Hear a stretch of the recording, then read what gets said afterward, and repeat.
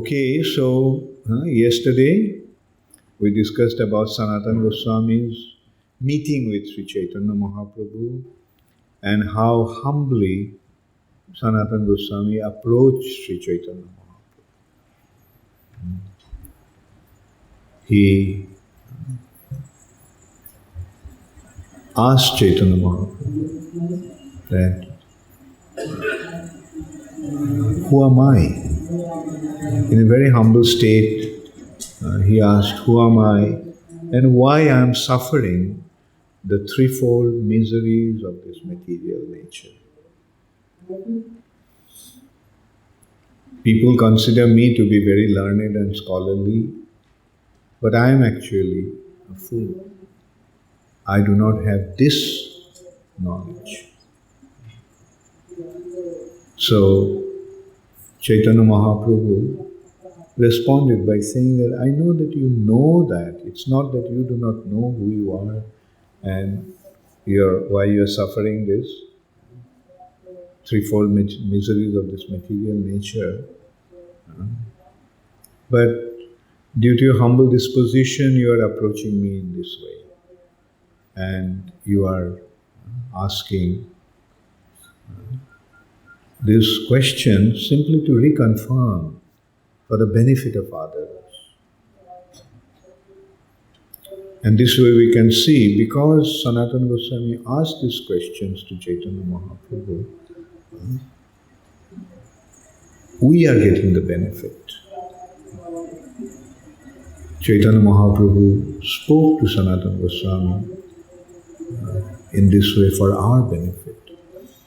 Because they are all Chaitanya Mahaprabhu's eternal associates. Sanatana Goswami is not a conditioned soul. He is a liberated, eternally liberated soul, an associate of Sri Chaitanya Mahaprabhu, eternal associate of Sri Chaitanya Mahaprabhu, who came from Golok Vrindavan with Sri Chaitanya Mahaprabhu. And Chaitanya Mahaprabhu came, yesterday in Bhagavatam class we discussed how did Sri Chaitanya Mahaprabhu come? How did Krishna come as Sri Chaitanya Mahaprabhu? Sangha Pangastra Parshadam. He came with his eternal associates. And in this way he performed his pastimes here for our benefit. Then Sri Chaitanya Mahaprabhu started to instruct Srila Sanatana Goswami. And he first pointed out there are two types of living entities. Some are eternally bound, nitya baddha, and some are nitya mukta. Living entities, those who are in the material nature, they are considered to be bound by the threefold, by the three gunas of the material nature. And they are subjected to threefold miseries. And why Chaitanya Mahaprabhu explained why they are considered to be nitya baddha, eternally, or eternally bound. And Chaitanya Mahaprabhu pointed out that since no one can trace the history of the living entity's entanglement in the material nature, the Lord says that it is beginningless, anadi. Anadi bohirmukh. Anadi means on-adi. On means not, and adi means beginningless. The living entity is bound, and because it cannot be traced when they got entangled in this material nature, they are considered to be anadi. Or another explanation has been given that because the cause of the living entity's bondage is in the spiritual realm, therefore they are considered to be Nitta Baddha. Because the cause of their bondage is not here, the cause of their bondage is in the spiritual world. Since no one can trace the history of the living entity's entanglement in the material nature, the Lord says that it is beginningless. By beginningless, it is meant that conditioned life exists prior to the creation. Prior to the creation. It is simply becomes manifested during and after the creation. There are also living entities in the spiritual world, and they are not entangled in this material energy, but are situated in the spiritual world. They are called liberated souls, Nitta Mukta. Two types of living entities, Nitta Baddha and Nitta Mukta. And there are those who are Nitta Mukta, they're always engaged in loving devotional service to Krishna.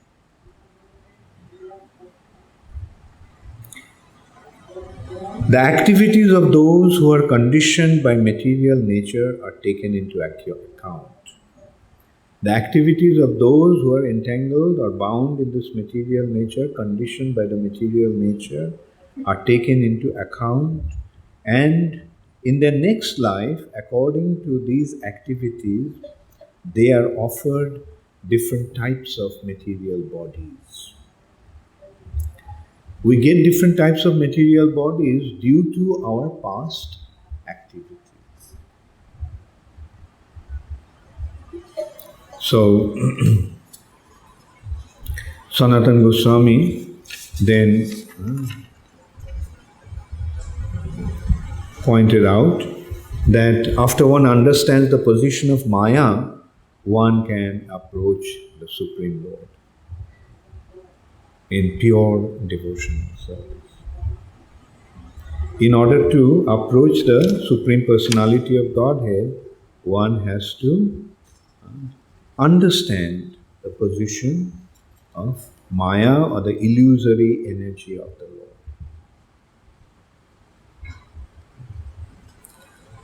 And then he quoted the verse from Srimad Bhagavatam.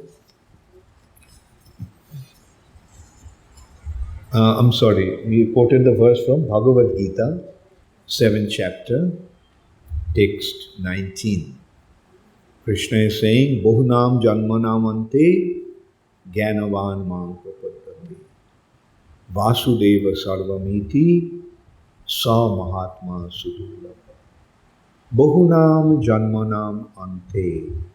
After many, many lifetimes, Gyanavan, those who are situated in knowledge, Mang Prapaddate, surrender unto me.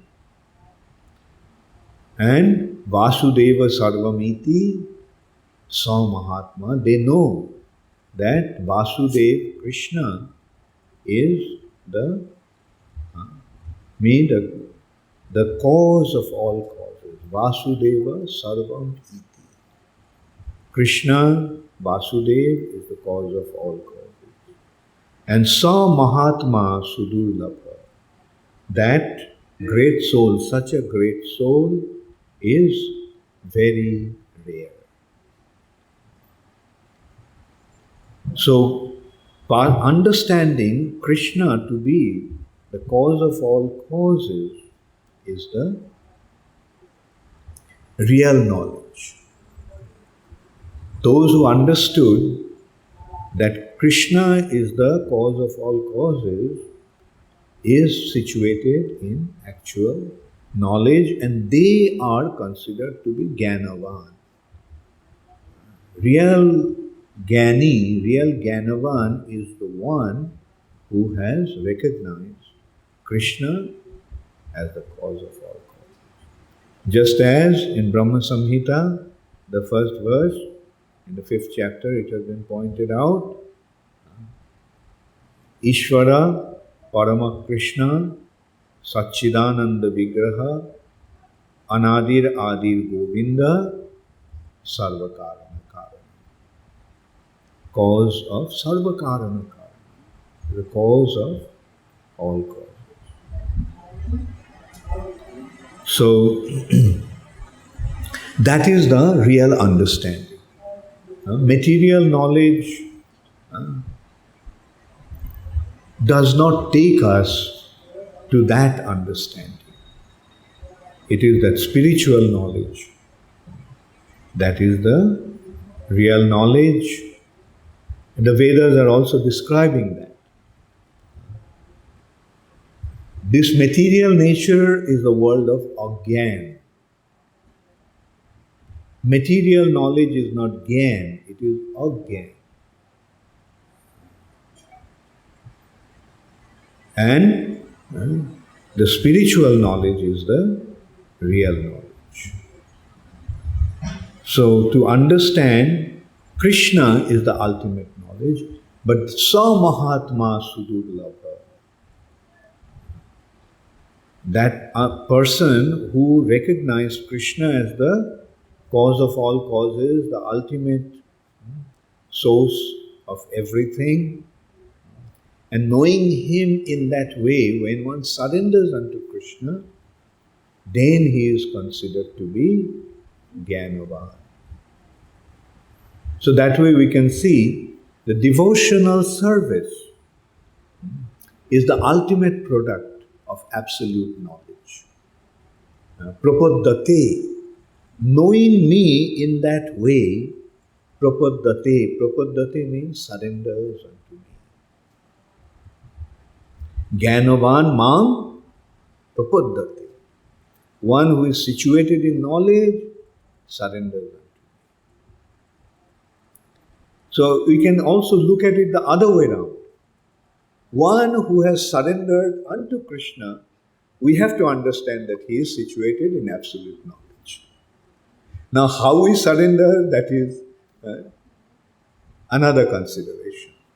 And there are 4 types of people who surrender unto Krishna.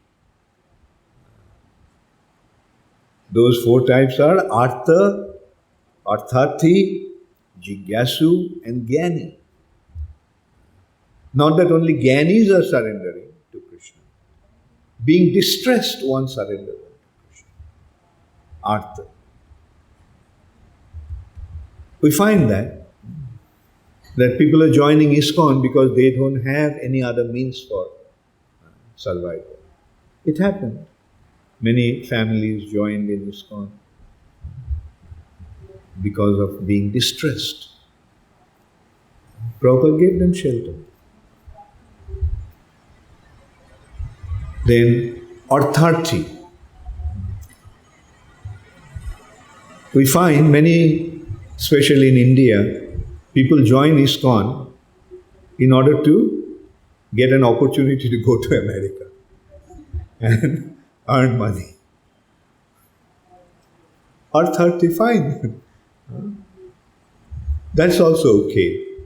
In search of money, in order to get money, or somebody joined ISKCON in order to get some financial benefit. That's also okay. Jigyashu, inquisitive about the spiritual life. And those who are situated in knowledge, as I mentioned, Vasudeva Sarvamiti. Krishna is the ultimate shelter, Krishna is the cause of all causes, therefore let's surrender. Now the main point is, no matter how and why we joined ISKCON, we shouldn't leave ISKCON.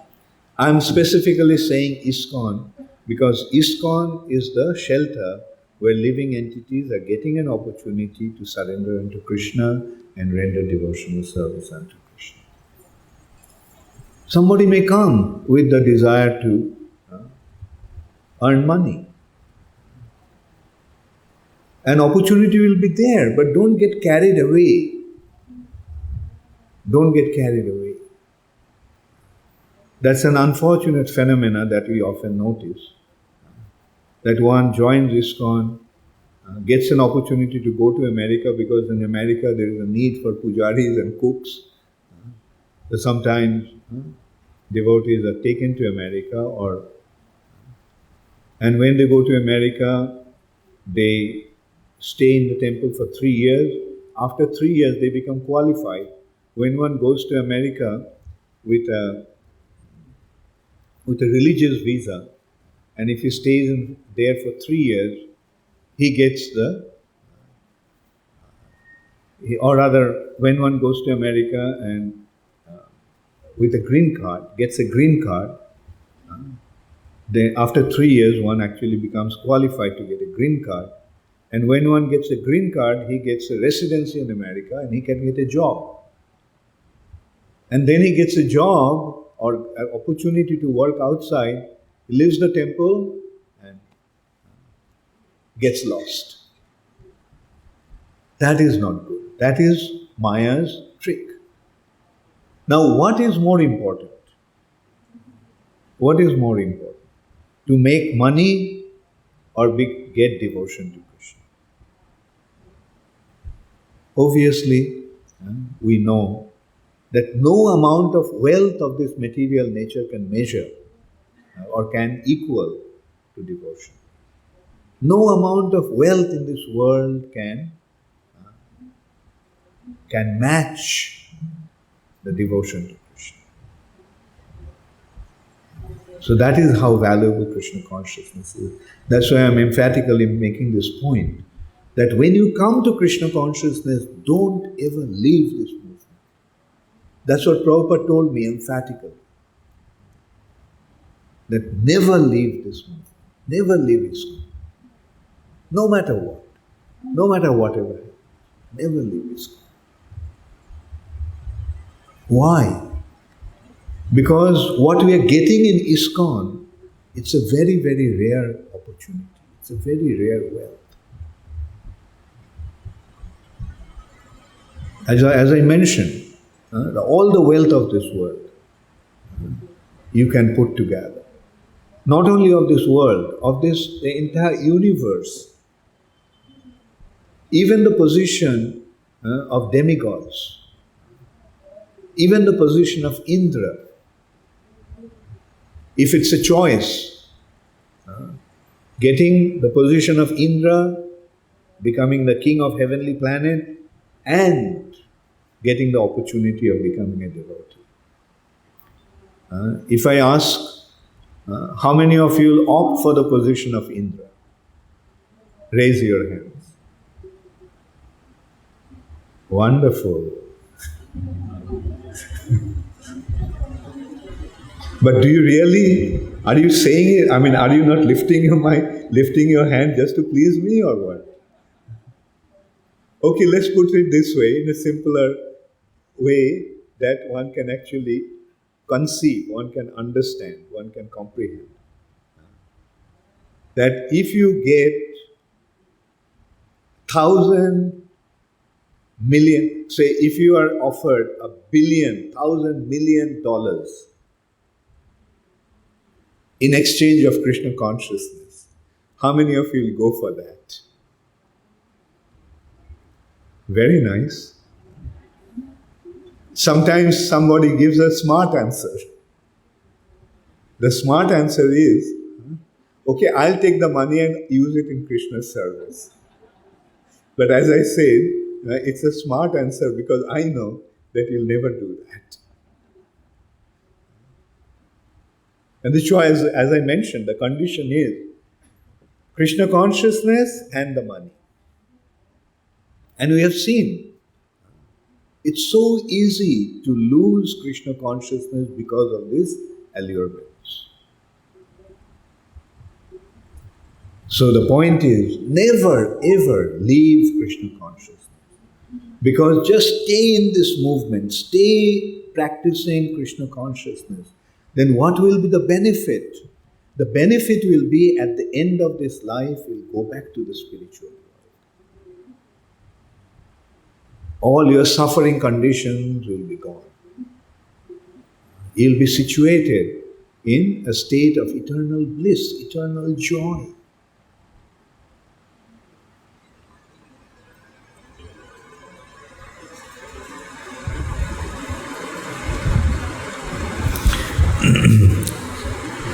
Then Sanatana Goswami explained to Chaitanya Mahaprabhu explained to Sanatana Goswami about Krishna's multi-forms and his ultimate opulence, unlimited opulence. He also described the nature of spiritual manifestation, the material manifestation and the manifestation of the living entity. He also informed Sanatana Goswami that the planets in Vaikuntha, known as the planet in the spiritual sky known as Vaikuntha, and the universes of the material manifestations are actually different types of manifestations, for they are the created manifestations of two different types of energy. The spiritual manifestation is eternal, full of knowledge and full of bliss, whereas the material manifestation is temporary, transient, and miserable. As far as Krishna himself is concerned, he is directly situated in his spiritual energy, or specifically in his internal potency. This material nature is Krishna's external nature, external potency, and spiritual nature is Krishna's internal potency. Internal nature or the spiritual nature is the world where Krishna is situated. And material nature is where we put ourselves as the center. And in this material world, we are trying to exploit this nature for our enjoyment. Therefore, this material nature is the nature or world of exploitation, whereas the spiritual world is the world of service. These are the two different natures due to two different attitudes. When we develop a service attitude to Krishna, then we become situated in the spiritual world. And Prabhupada pointed out that this service attitude is there in every living entity. Only thing is that in this material nature, we are illusioned to think that we can lord over, we can enjoy. We can, instead of becoming a servant, we can become the Lord and Master. But actually, we remain the servant here also. Somebody may think that he is a big Lord and Master. He is a multimillionaire running a multinational company. But is he really the Lord and Master? No. He is a servant of his wife. He is the servant of his children. He is the servant of his employees. What a big headache he has to maintain, he has to bear. Because he has to always consider, I have to pay the salary, I have to pay the bills. It's not that the big companies, they are totally free from anxiety. The owner of the big companies. And another thing we can see, this how illusory this material nature is. In America, sometimes I stay in a very, very, what should I say, very exclusive areas where the buildings are costing millions of dollars. But I noticed during the daytime, nobody is around. They have big mansions, big villas, but They are not at home during the day. Early morning they leave and they come back at home at night just to sleep. And once I was joking with one devotee, pointing out to those mansions that are empty. The owner of the building is working to maintain his mansion. He can't stay there. And who are actually enjoying? The servants are enjoying. At home during the day, they are not there, but their servants are there. And they are enjoying. Whereas the so-called masters are out making money to maintain their mansion.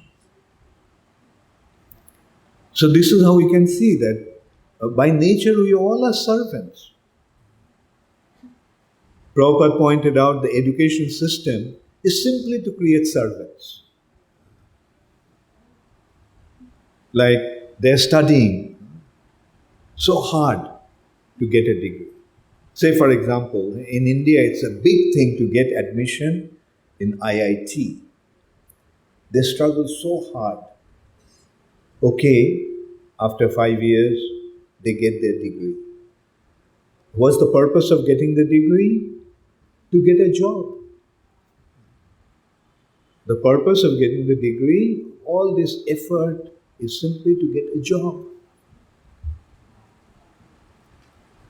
Job means, in Hindi the word becomes very clear.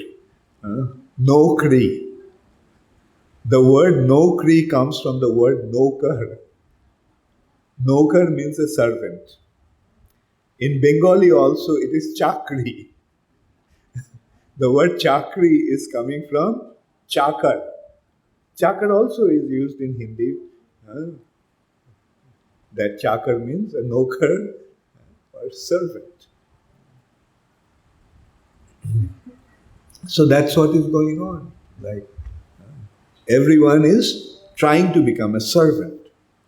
Of course, when they study and get a good qualification, then they become a servant of a big man.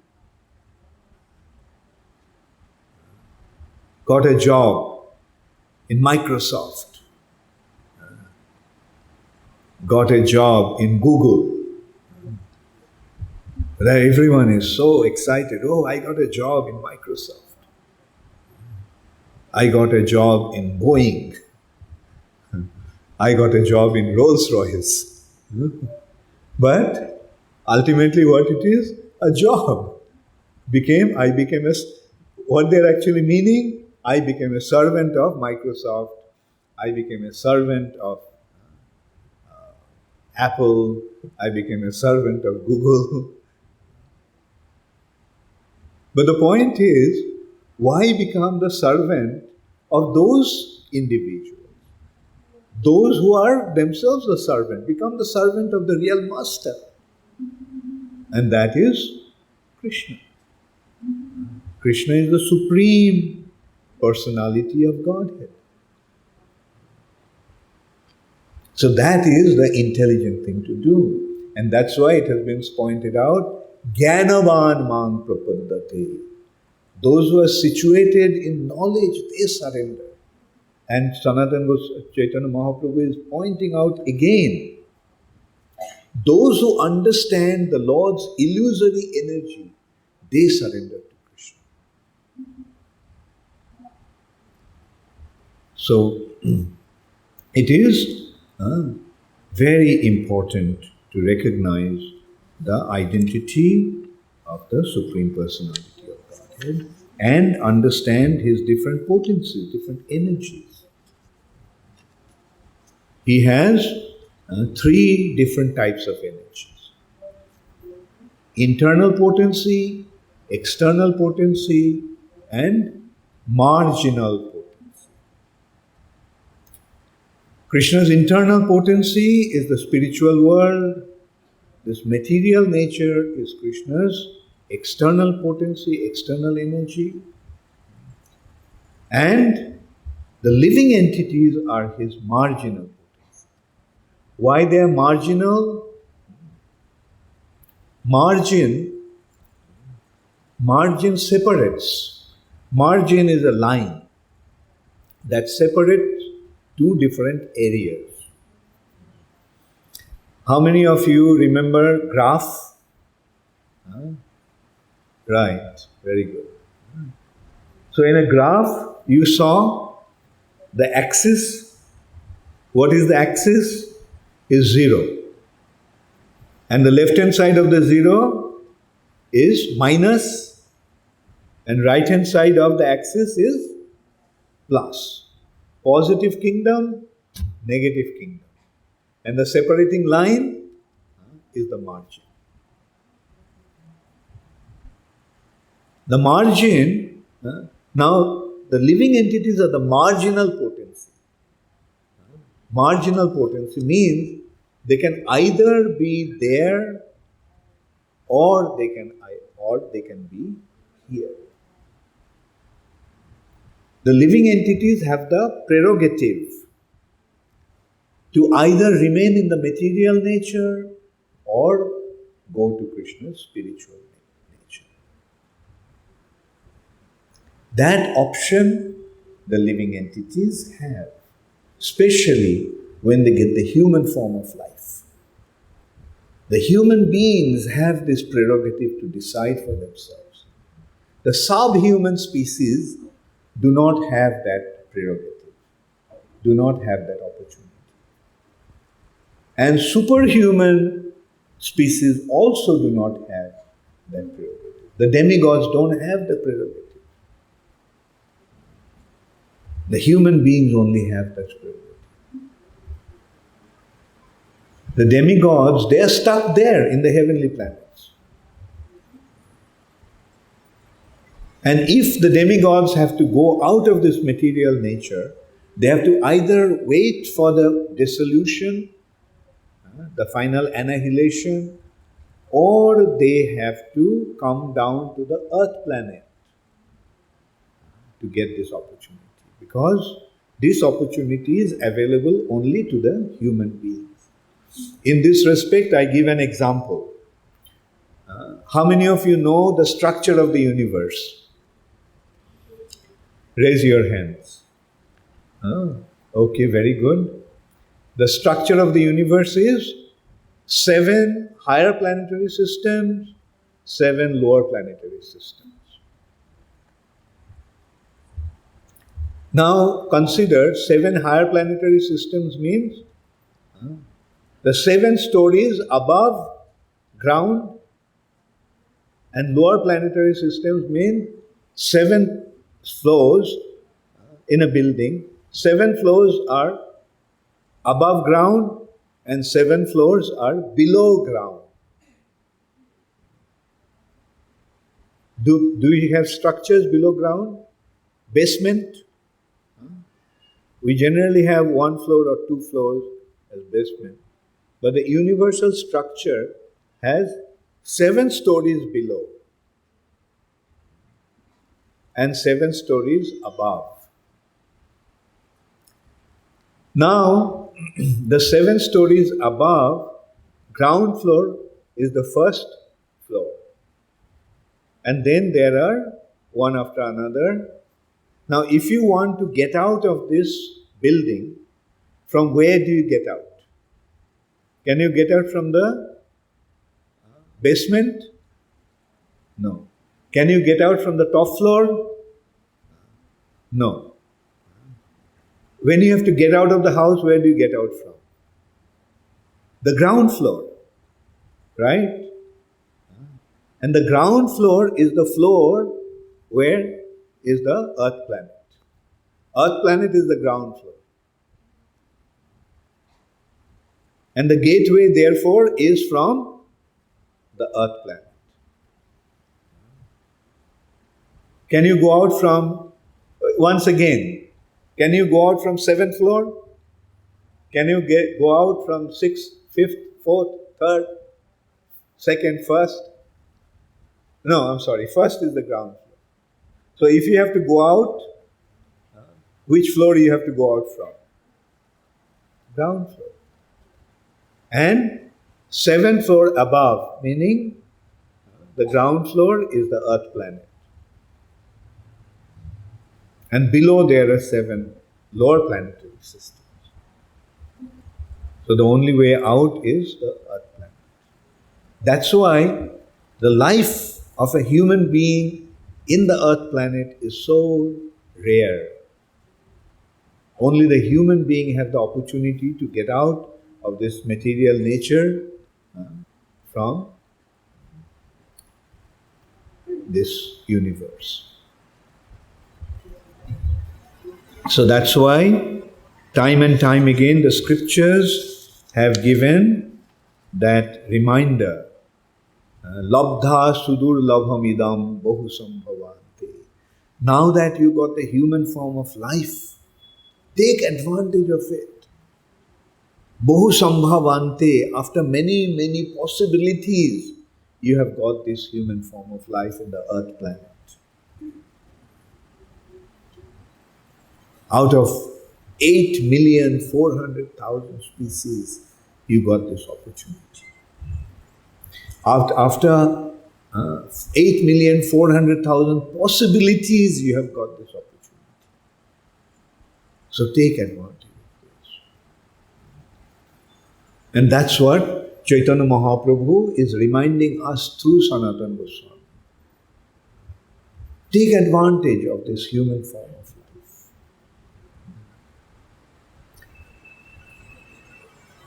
And then Chaitanya Mahaprabhu pointed out that there are different processes by which Krishna can be understood. Different processes. One is the process of empiric knowledge, meaning speculative knowledge. Through the speculative knowledge or through this so-called jnana, one recognizes Krishna, one sees Krishna's bodily effulgence, Brahma Jyoti.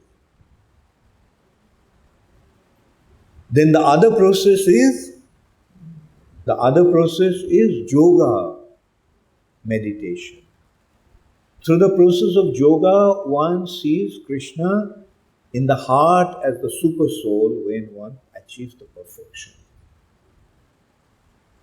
And then through the process of devotional service that begins with surrender, one recognizes Krishna as he is.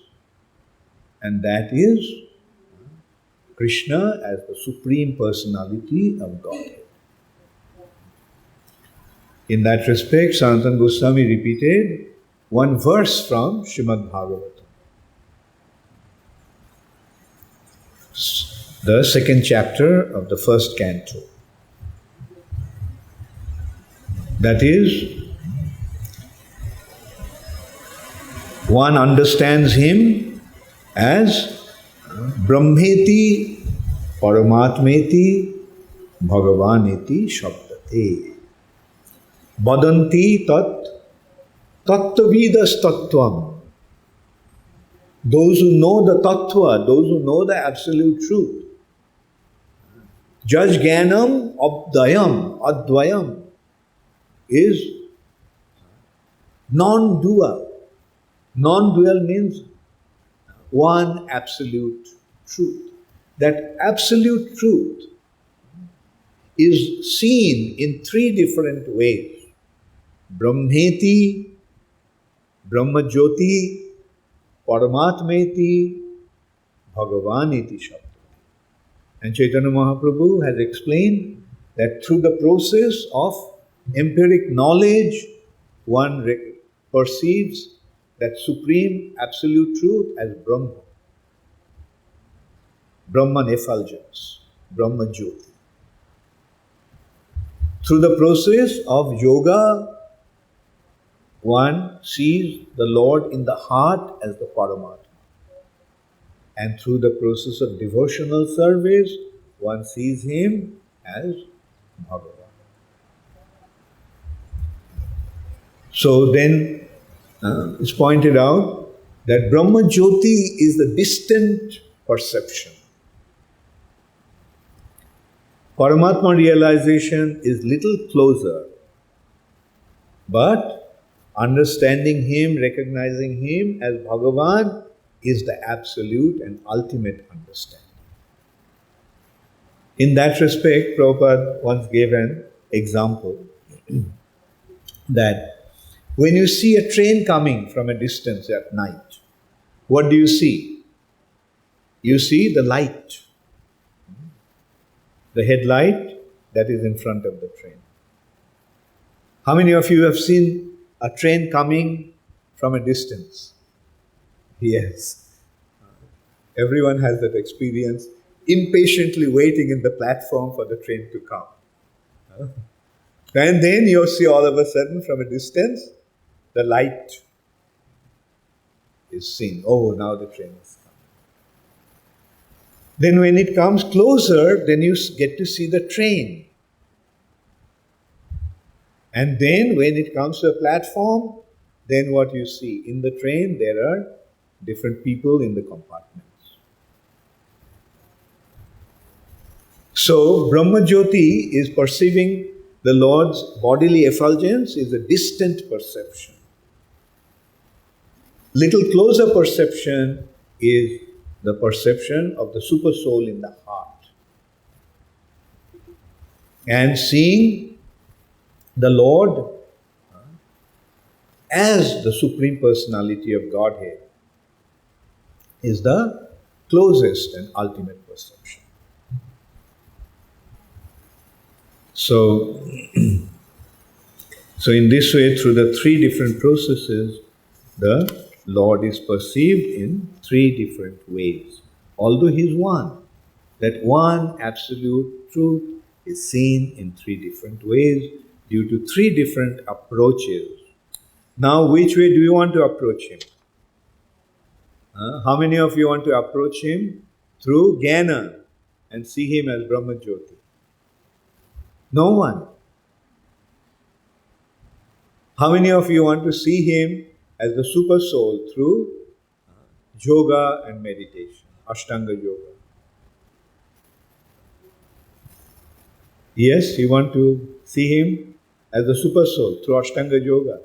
Now you know what to do, what you have to do. Are you ready to go to Himalaya? And then, no, that's the beginning. Go to Himalayas. And then you practice the yoga.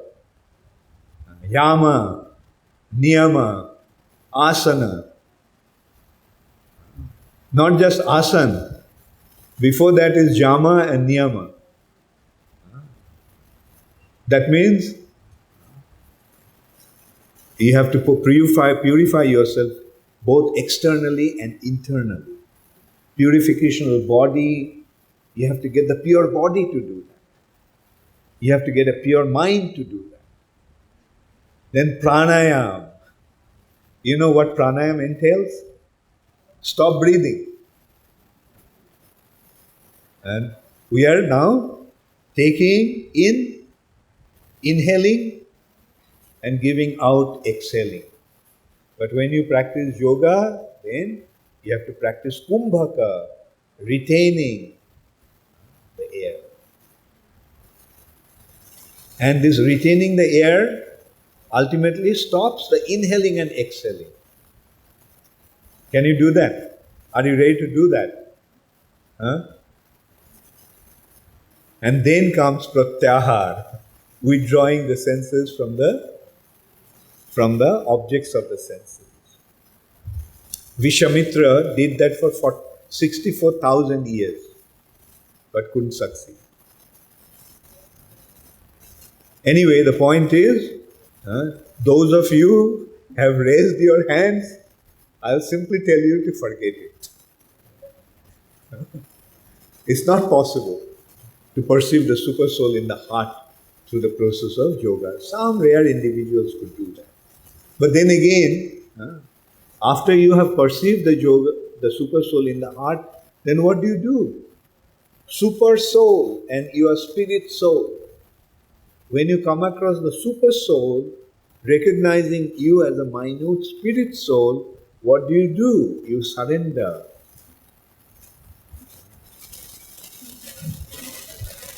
And when you surrender, then through the process of devotional service, you receive the mercy of the Lord, and then He reveals His identity to you as Bhagavan, as the Supreme Personality of Godhead, as Krishna. Krishnastu Bhagavan Swami. So now, do you want to surrender after the entire yoga process and achieving perfection, or you want to surrender from wherever you are now? What will you do?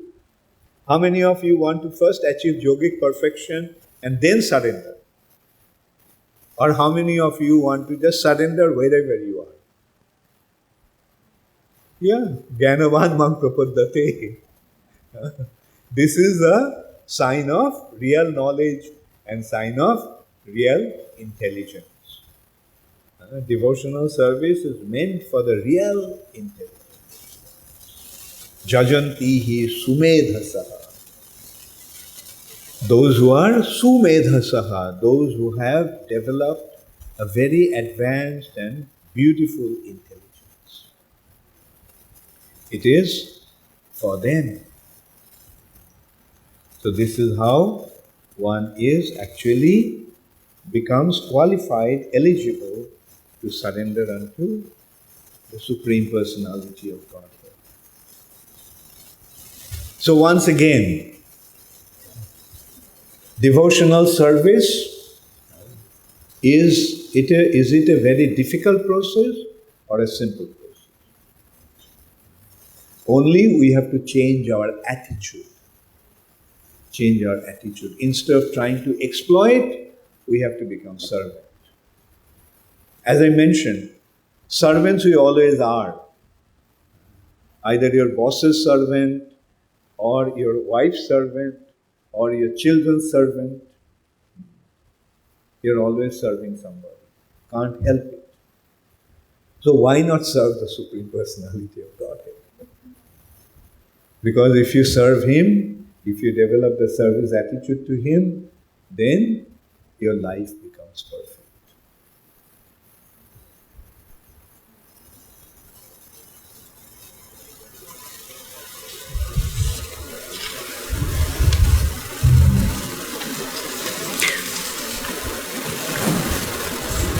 And the Supreme Personality of Godhead is not impersonal as the Gyanis perceive Him. Brahma Jyoti.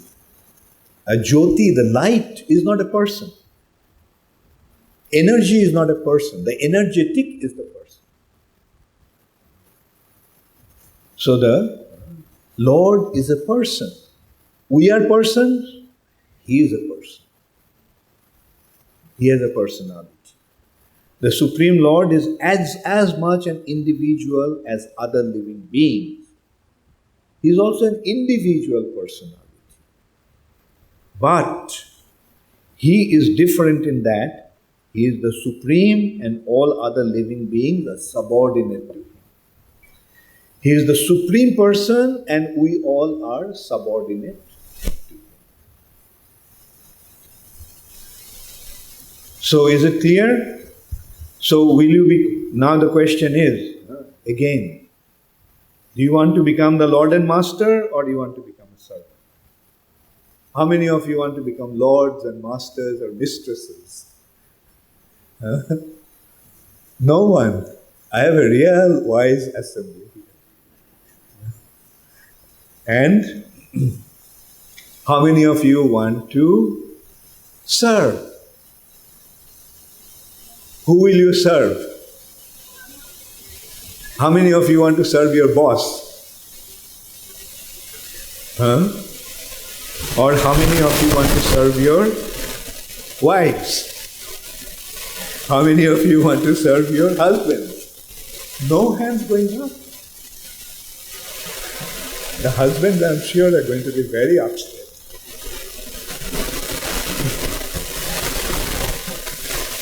Yes, you serve your husband husbands continue to serve their wife, recognizing each other.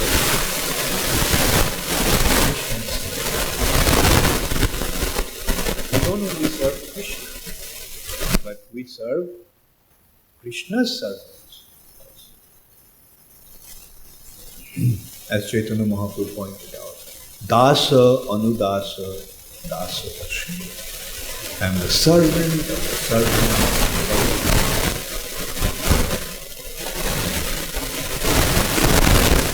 the service attitude is developed with Krishna in the center.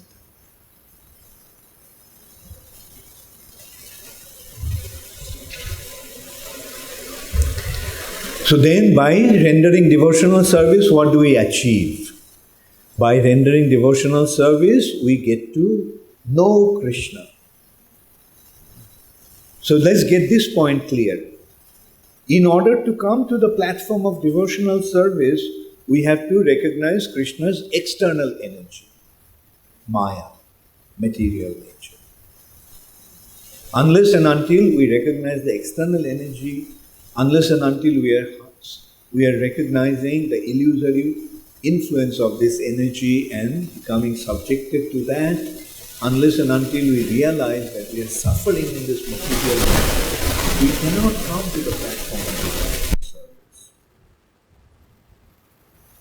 The point is made here is that one should not render devotional service to enjoy this material nature. We should become free from that enjoying tendency.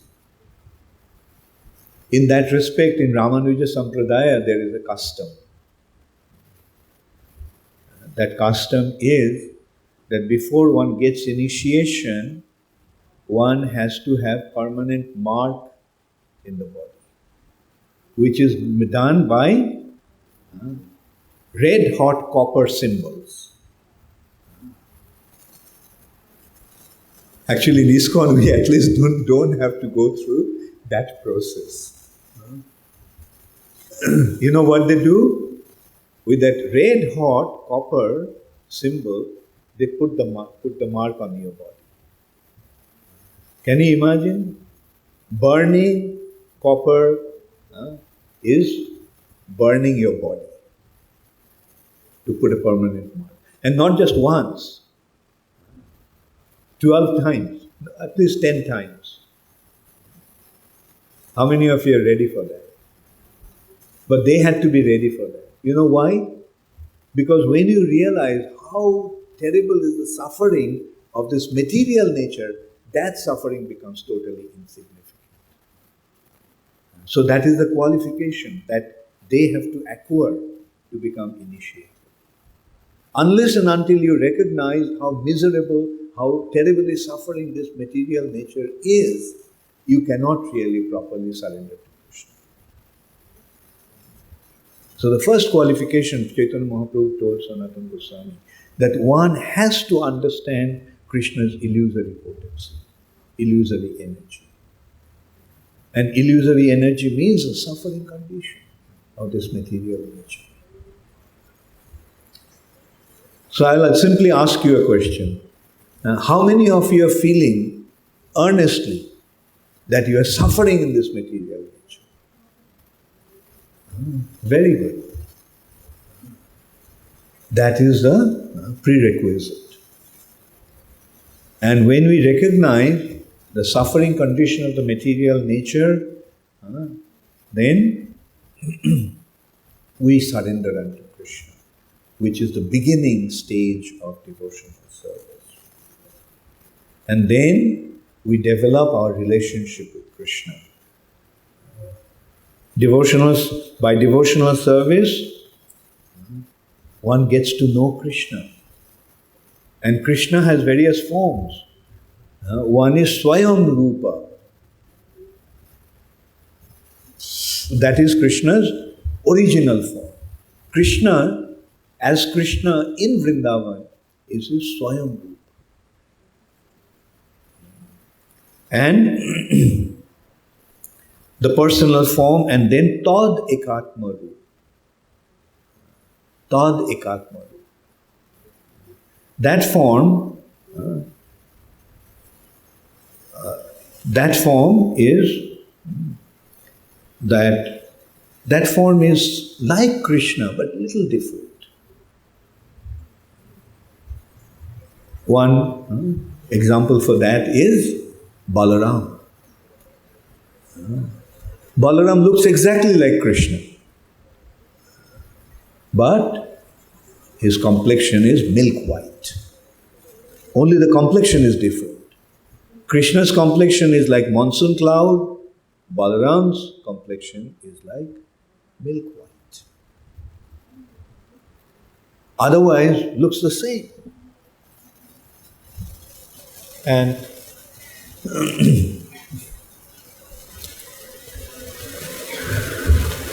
so it's described here, Tadekatma Roop is that form that most resembles the Swayam, but there are some differences in the bodily features. The Tadekatma Roop is now divided into two manifestations, the personal expansions and Vilas.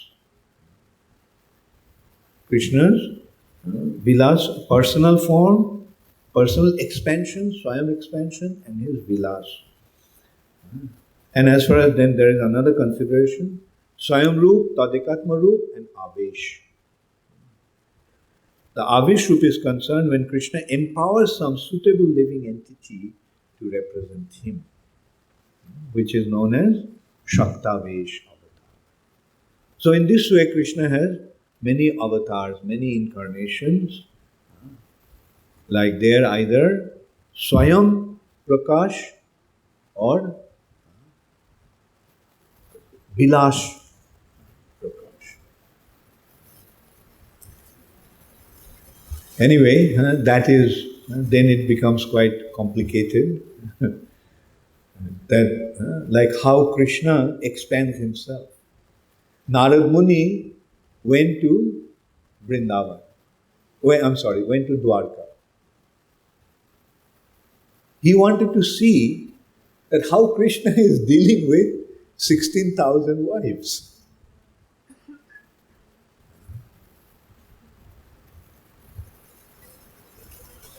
Like a man becomes completely flabbergasted dealing with one wife, and how Krishna is dealing with 16,000 wives. So Narad Muni wanted to go there and see that. He went to Dwarka, so he went to Rukmini's palace. And so Krishna is there. Rukmini is taking care of Krishna. Then Narad Muni went to Satyabhama's palace. He saw Krishna is there with Satyabhama. Then he went to Tungavida's palace. And one after palace, another palace he is going, and he is seeing that Krishna is with his queen, with his children, he is doing different things. He is with Jambavati, he is with Mitravinda, and 16,000 wives, 16,000 Krishna, 16,108 wives, 16,108 Krishna. Krishna is dealing with them. That means Krishna, the same Krishna expanded himself into all these forms. Can Krishna do that? Yes, that's why he is the Supreme Personality of Godhead. Narad Muni's astonishment to see the expansions of Krishna. He wondered how the Lord was present with his queens in each and every one of his 16,108 palaces. With each queen, Krishna himself was in a different form, acting in different ways. In one form, he was engaging in playing with his children, and in another form, he was performing some household work. These different activities are conducted by the Lord when he is in his emotional form, which are known as Vaibhav Prakash expansion. In his Vaibhav Prakash feature, the Lord manifests himself as Balaram. The Balaram feature is as good as Krishna himself. The only difference being Krishna's bodily hue is dark and Balaram's is fair.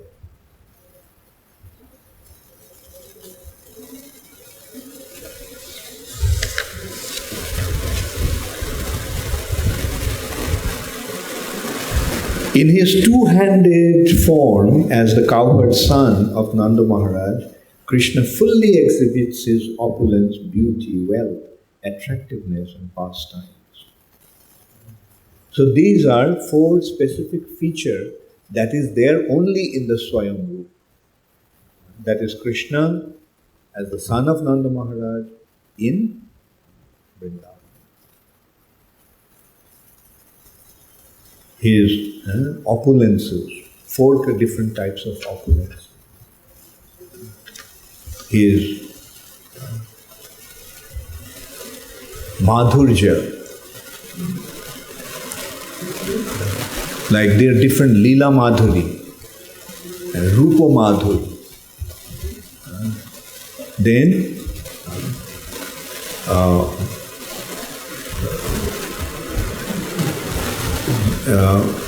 Then with his Rupa Madhuri, Lila Madhuri,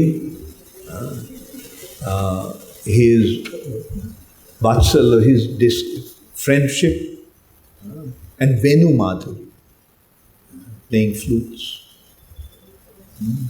These are the four Madhuris of Krishna that is only in his Swayambhu, not in any other form they are available. So Krishna's incarnations also have been classified into 6 different categories. Those 6 categories are Krishna's 6 different incarnations are Gunavatar, Jugavatar, Leelavatar, Manvantar Avatar, and Shaktavesh Avatar.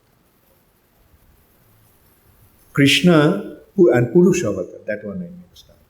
Purushavatar, Krishna as Mahavishnu or Karanodakshai Vishnu, Garbhodakshai Vishnu, and Kshirodakshai Vishnu. These 3 are Krishna's Purushavatar. Krishna's Gunavatars.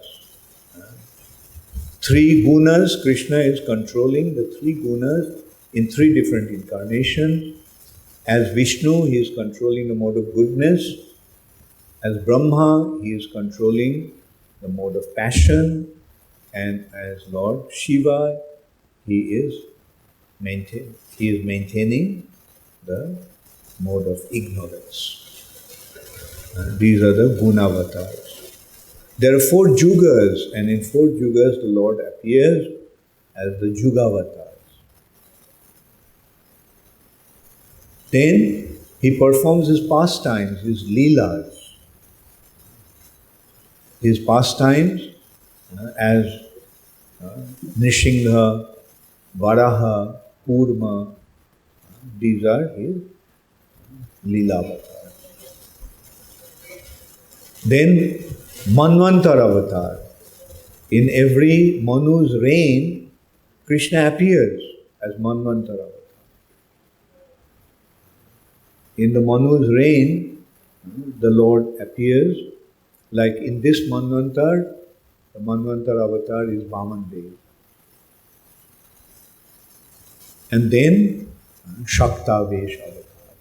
The Lord empowers some living entity. They are known as his Shaktavesh Avatar. Like Narad Muni, Prithu Maharaj, Basdev, These are Lord's Shaktavesha. The Lord empowers some living entity to achieve some wonderful mission. So these are the 6 different types of incarnations. So in this way, Sanatana Goswami was instructed by Sri Chaitanya, which is known as Sanatana Shiksha, Chaitanya Mahaprabhu's teachings to Sanatana. Okay, now we can take some questions about this.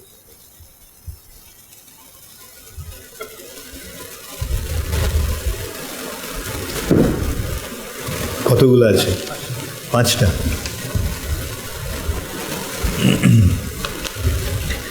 So, the first question is from Sabyasachi Das. Sabyasachi, okay. Dear Guru Maharaj, please accept my humble obeisances. Could you please explain if the Earth planet is the only gateway out of the material world, or is it all the planets on the ground floor of this universal building? Earth planet is actually Bhurloka. That this plane, all the planets are called, it is called Bhurloka, the Earth planet. The Bhurloka is identifying Earth planet.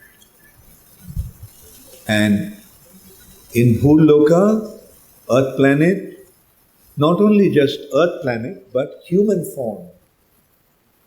And this Bhurloka also has various places of Lord's pastimes.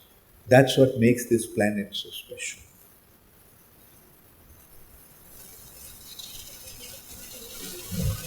And are there innumerable planets on each planetary system of the universe?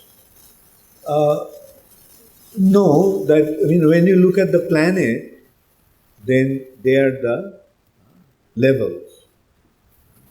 There are different planets in different, like say for example, Swarloka. There are different planets there, heavenly planets. But then Maharloka, Janaloka, and then ultimately it is going to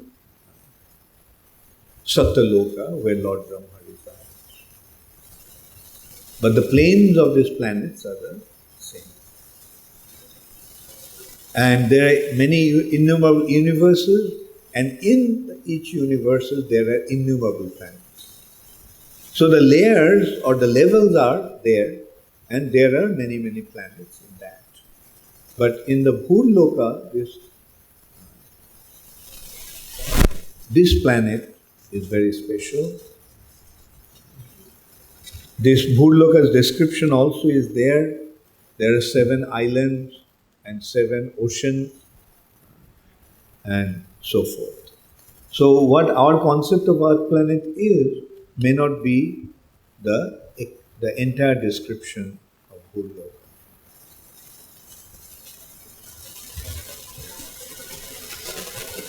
Then Bhakta Das,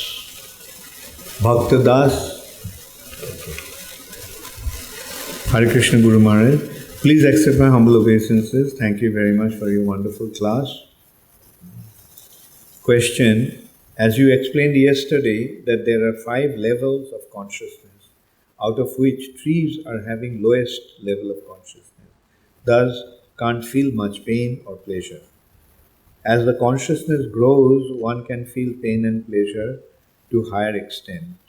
So how is it that devotees having highest level of consciousness transcend threefold miseries as explained through the example of heart transplant?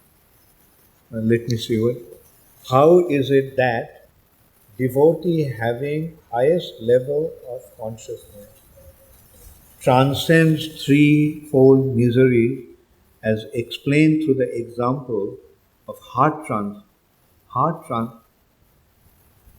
heart transplant. Is that what you meant? I don't understand the link. The link between threefold miseries and heart transplant. Bhaktadas?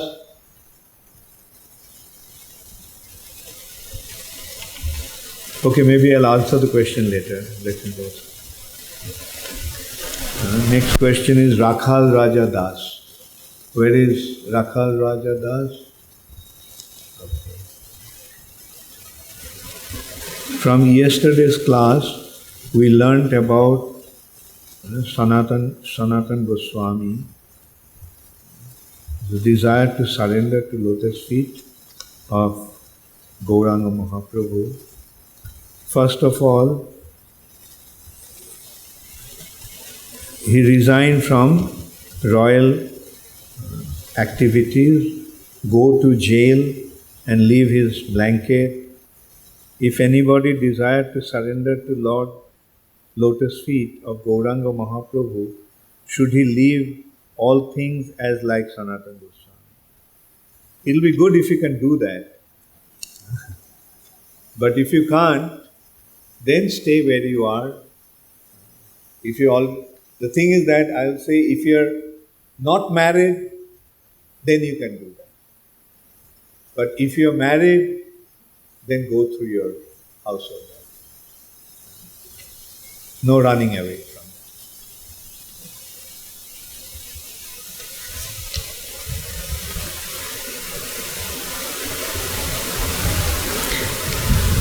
Therefore, Srila Prabhupada told me not to get married. He even told me, don't get involved with any woman. And that's necessary actually. If you want to commit yourself fully to Krishna consciousness, then yes, you have to be free from that entanglement. Next one is Dhira Gaura Das. Yes, Guru Maharaj, please accept my most humble obeisances unto the. Thank you very much for the wonderful class. Guru Maharaj, when we are forced with difficulties, like physical difficulties, disagreement with devotees, or frustration arising out of our burden of services, it becomes very difficult to maintain proper consciousness, and therefore our determination in Krishna consciousness becomes weak. What is the solution in these circumstances? See, that's why Chaitanya Mahaprabhu, and that's why Krishna says, Tang stitikshasya bharata, tolerate. Material nature will be full of difficulties. Difficulties will come. You can't avoid it. But we have to simply tolerate our difficulties with our Krishna consciousness. Okay. So, physical difficulties, as you are saying, relationship difficulties, and all kinds of difficulties, service difficulties, but just carry on. Because Krishna simply wants to see how much you are prepared to surrender unto Him.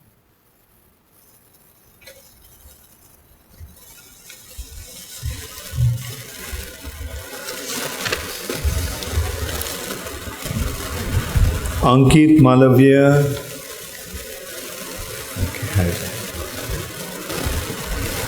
Question. Many times Prabhupada also said that many of his disciples will go to heavenly planet. Only rare souls will get a chance to go to Golok Vrindavan. And today, Gurudev, you also explained about the lower and higher planetary systems. So by practicing Krishna consciousness, the person will get a chance of becoming human being in the next life, and will continue devotional practice just like the examples of Jara. Or the devotees of Krishna may also go to the heavenly planet. If so, then they will get a chance of going back to Godhead after a long time, after becoming demigod. Yeah, the possibilities are there, but don't take a chance. All right? That is, don't develop any other attachment besides Krishna. Going to heavenly planet, you can have some enjoyment, but then what? Then you have to come back here again. Khine punne morta lokam vishunti. When punna, the pious activities, the credit for the pious activities are exhausted, one falls down to the material nature again. But when you, material nature means this world of birth and death. So why take a chance? That's why I was pointing out that now that you got Krishna consciousness, hold on to that. Don't get diverted by anything else. No other allurements. Okay? And not only heavenly planets, I mean, one can even lose his Krishna consciousness with the allurement of going to America.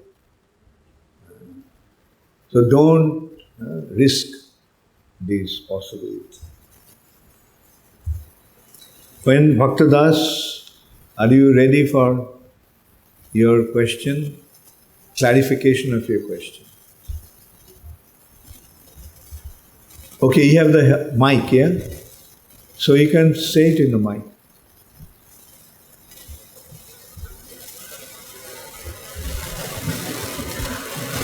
Oh, here. Okay.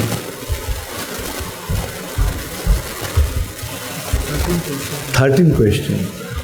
I have to make a lottery out of this. Go ahead. Because what I meant is that if one feels more pain and pleasure with development of consciousness, then devotee having the highest level of consciousness should feel more pain and pleasure in the previous degree. How he transcends it. Well, more advanced. No, I was asking what is the link between heart transplant? So heart transplant, you expect that the consciousness is blocked at that time.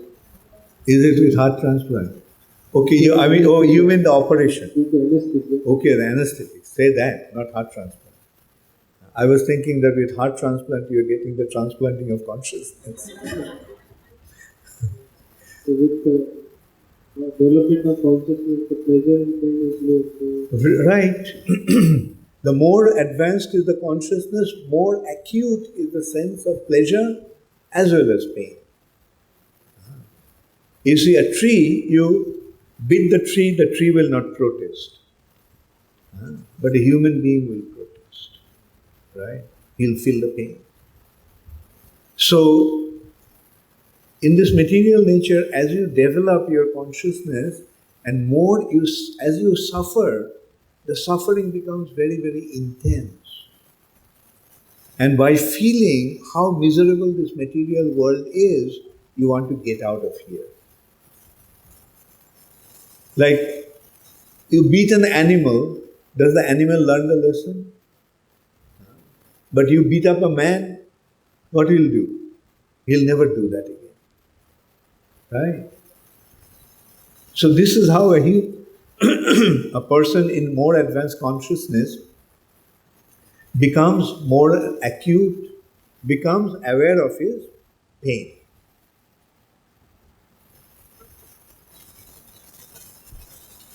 Right?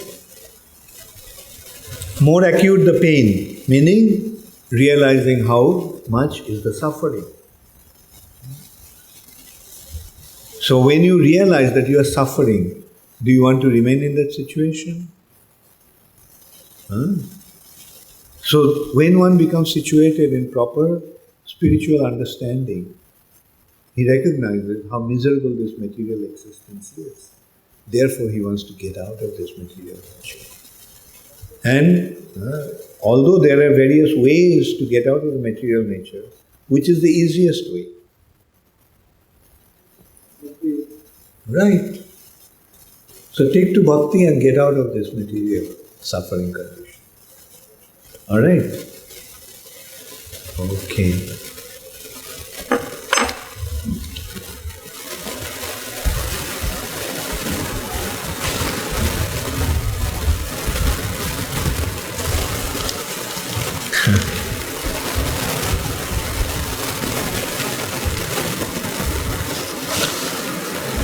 I'll select the questions that are new. Those who have been asking questions, I will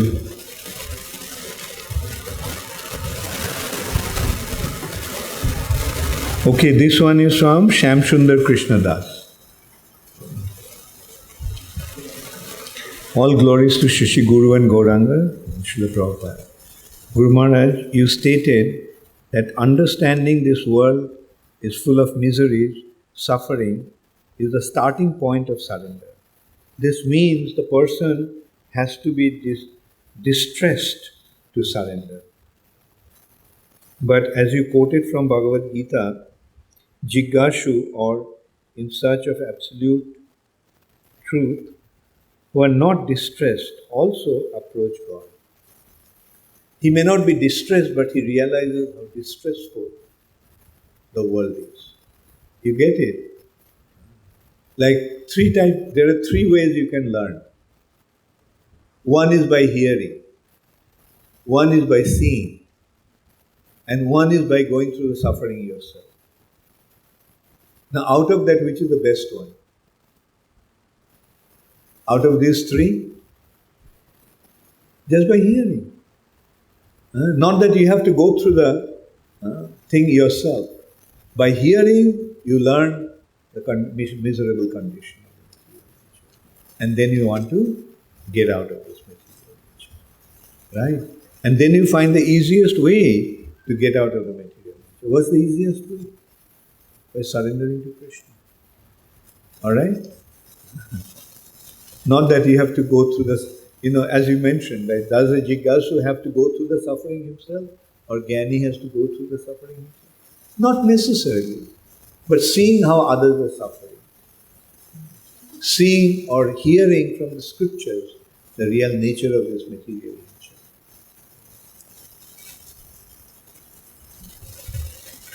So next question is Mukunda Murari Das.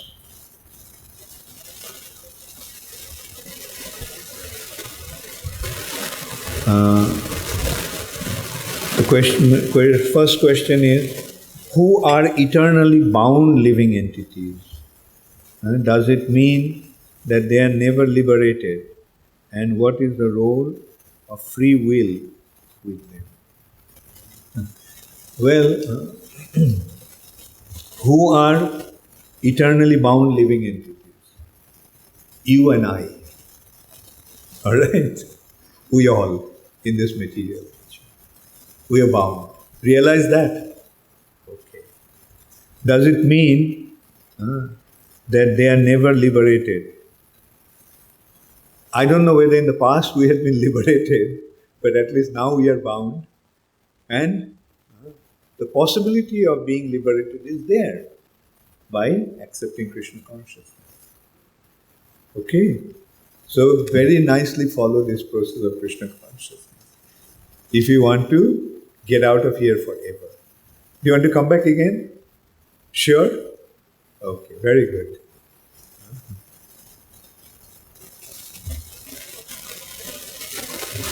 Next is Arti.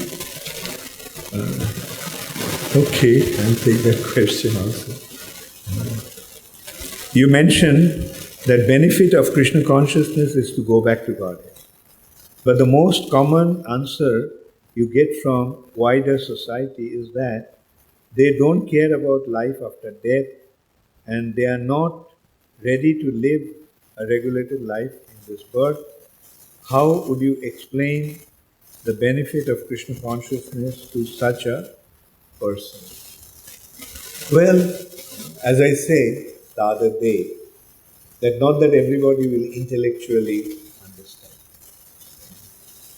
Like there are living entities who are like animals. They are like animals. Got a human body, but their nature, their attitude, and their propensities are animalistic. Like eating, what are they doing? They're trying to derive pleasure out of eating, sleeping, mating, differently. Right? So when they are in that kind of consciousness, what can be done? Give them Krishna Prasad. Maybe someday the Krishna Prasad will purify them.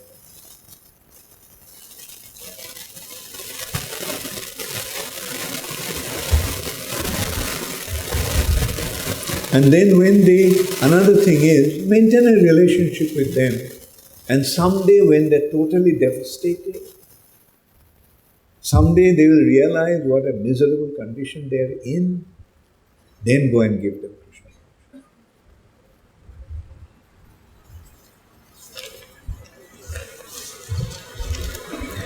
Devashi Radhika,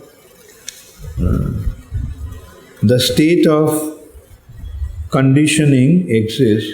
Okay, while describing the anadi state of the Nitya Baddhas, you made the point, the state of conditioning existed even prior to creation.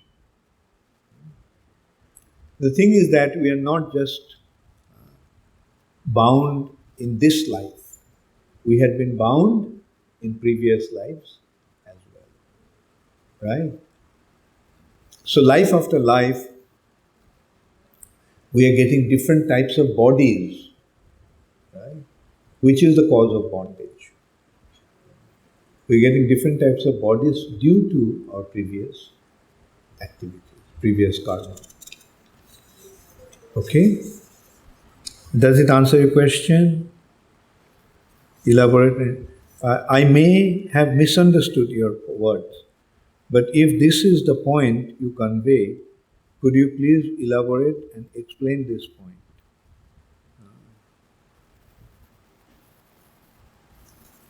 Does it explain?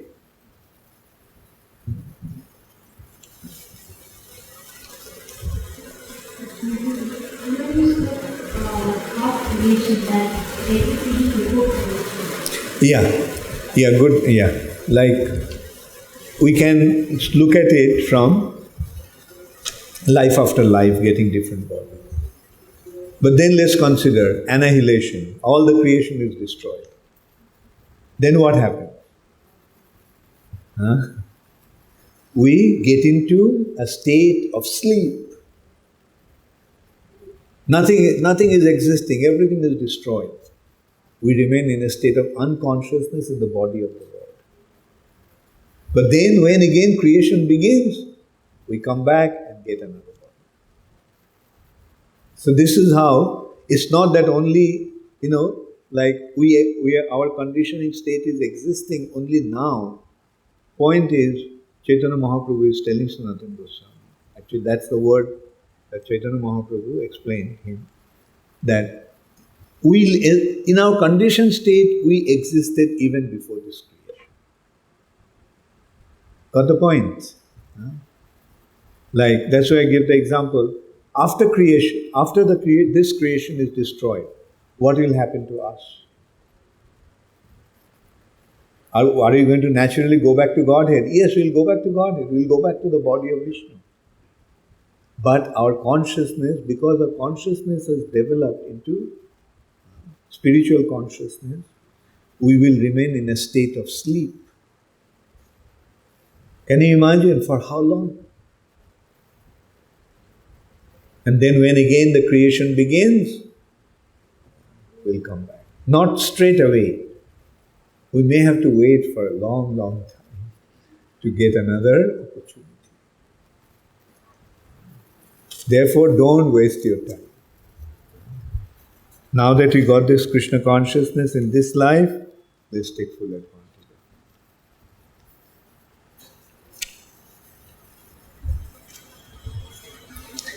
The next question is,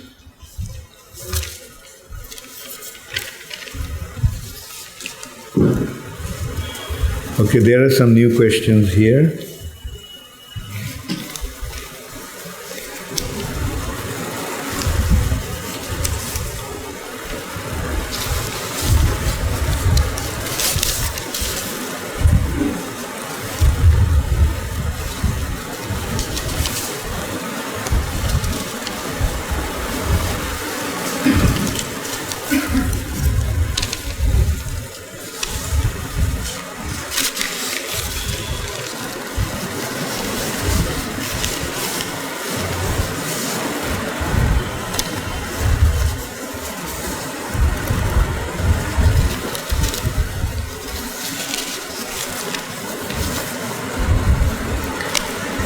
Okay. Next question is from Dominic.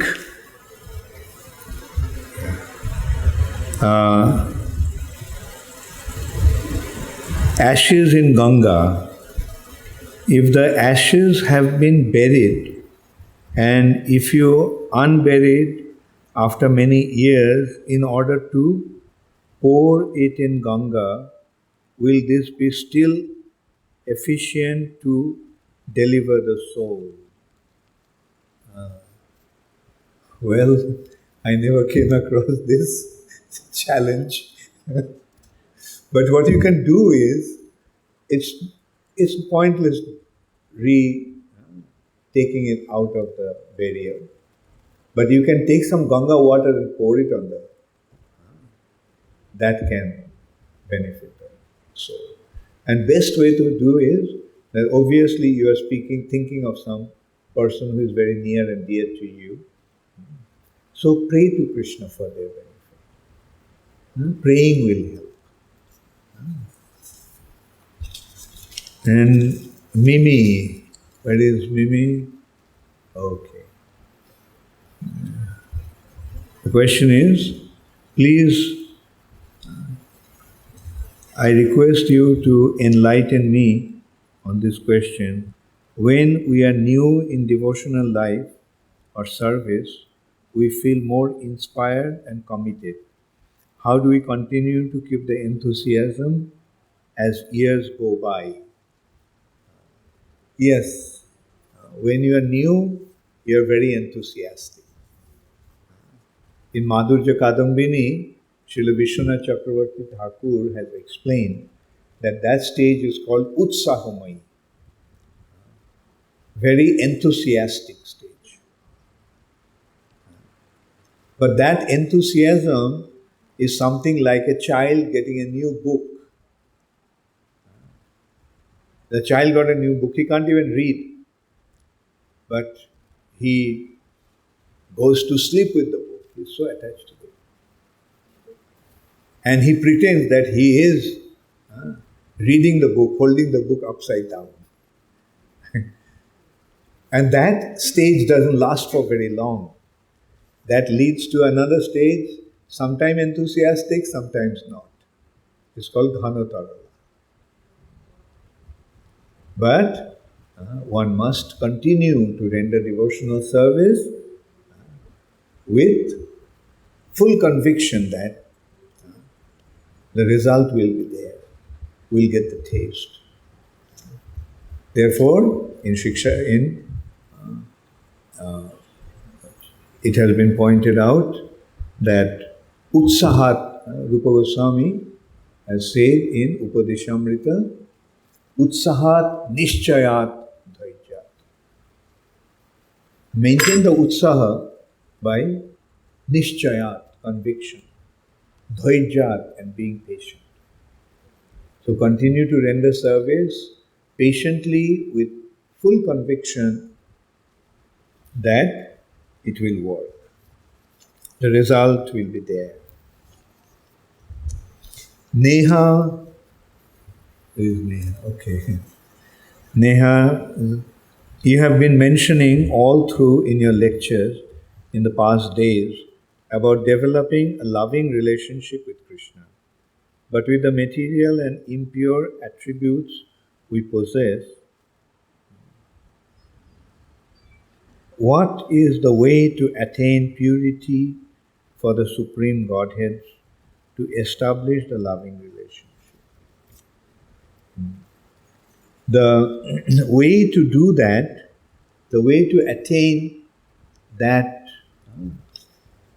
what is needed is the following the process or practicing the process of Krishna consciousness, which begins with hearing and chanting. When you hear about Krishna, then what you get to know? You get to know how beautiful Krishna is. You get to know how opulent Krishna is. You get to know how powerful Krishna is. So in this way you be aware of Krishna's qualities. And by becoming aware of Krishna's qualities, you naturally develop the love. Because we are naturally attracted to this quality. We are attracted to beauty. We are attracted to strength. We are attracted to wealth. We are attracted to fame. We are attracted to knowledge. So these are all the attractive qualities of Krishna, because he has them to the fullest extent. And this is how, when you become aware how Krishna possesses this quality, we naturally develop our love for him. Ishwarya. Okay.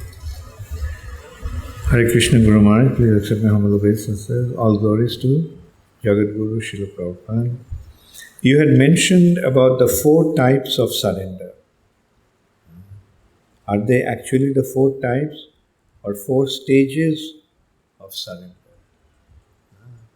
What I actually mentioned is 4 reasons to surrender. Reasons. And those 4 reasons are distress, desire to get wealth, inquisitive about spiritual reality, and situated in knowledge. And different individuals will approach Krishna from their own perspectives, but general cause of being surrendered to Krishna is these 4. Are these 4. Okay. So next is Radha Krishna Chandra Das.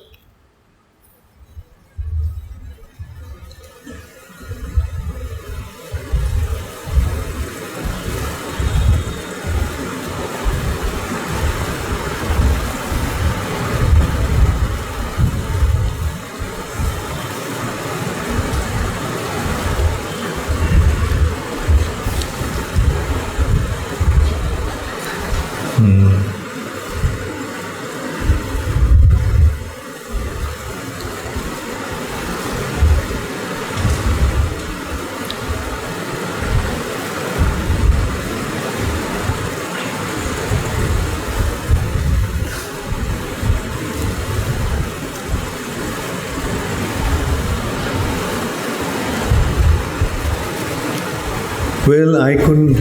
Can you say it in Bengali what you wanted to say?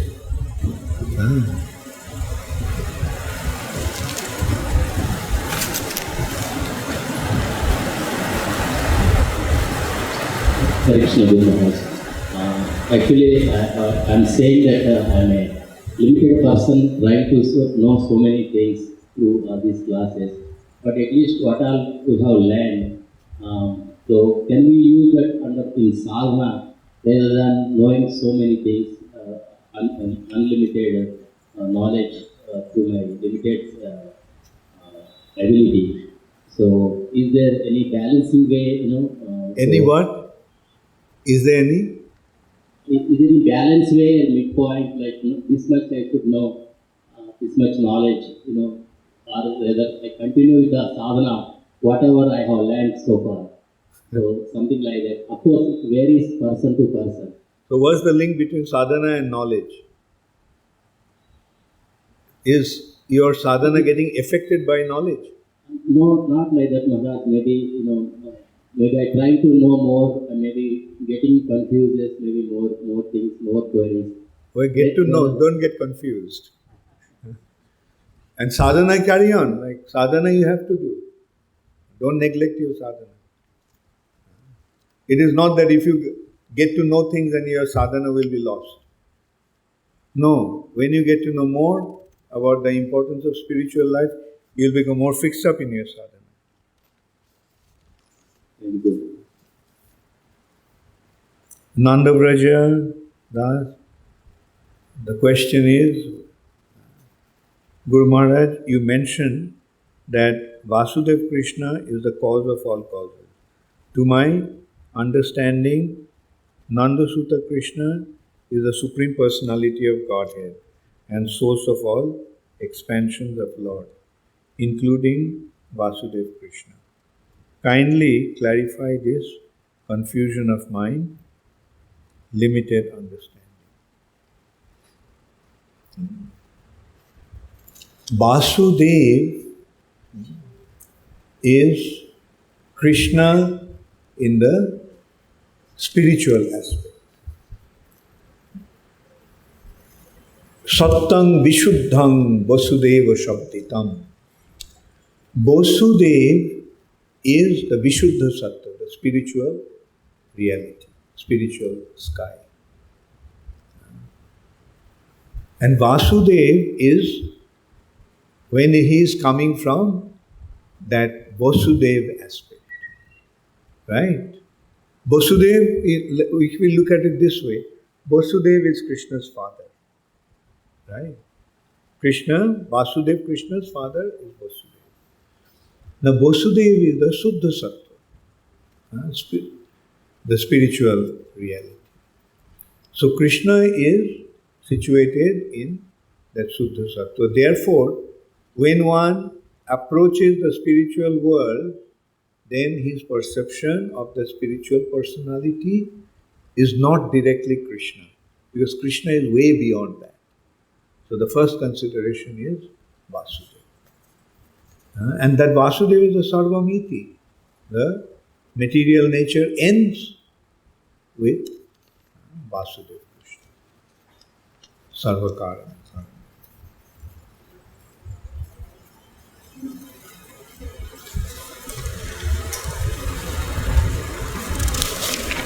So, Nimai Sundar Das, yesterday Your Holiness mentioned that our Goswami has left a vast treasure behind in the form of their writings and books, and through that they reveal the glorious teachings of Lord Sri Chaitanya Mahaprabhu. Now, if I see my situation, then half of the day simply goes for the bodily maintenance, and rest half of goes for regular routine sadhana, and rest goes in rendering services. And even though I try to minimize the bodily needs, but still on top of that, these literatures are in Sanskrit language. So considering all these considerations, how can I have import or understanding of that treasure which they left for us? Yeah, we may not be able to read the Goswami's works, but Prabhupada has taken the essence of all the Goswami's work and gave it in his books. Therefore, by reading Prabhupada's books, we get the understanding of the Goswamis. And gradually, books are being translated, like Sanatana Goswami's Brihad Bhagavatamrita has been translated. So, when you have understood Prabhupada's teaching, yes, you can read those books. And how will you find the time? It's up to you. All right. As you said, half the days goes in body maintenance. Reduce it by 2 hours, right? Instead of using 12 hours out of that, half the day, Just use 10 hours. 6 hours sleep, 2 hours prasad, and another 2 hours, etc., etc., activities. So you have 2 hours saved from that. That you can use in reading Goswami literature. All right? So next question, also apart from language consideration, is there any qualification required to have these teachings? Because some say yes and some say no, even among devotees. Like as I said, we may not know Sanskrit, but there are those devotees who know Sanskrit, they are translating these books. So this is how we are getting an opportunity to read them.